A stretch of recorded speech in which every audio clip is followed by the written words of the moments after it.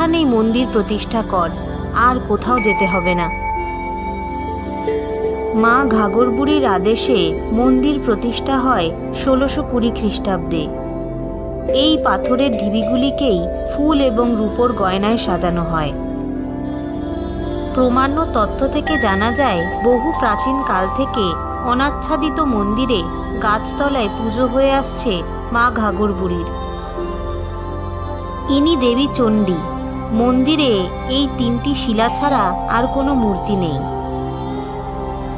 ঘাঘর শব্দের আরেকটি অর্থ হল নদী।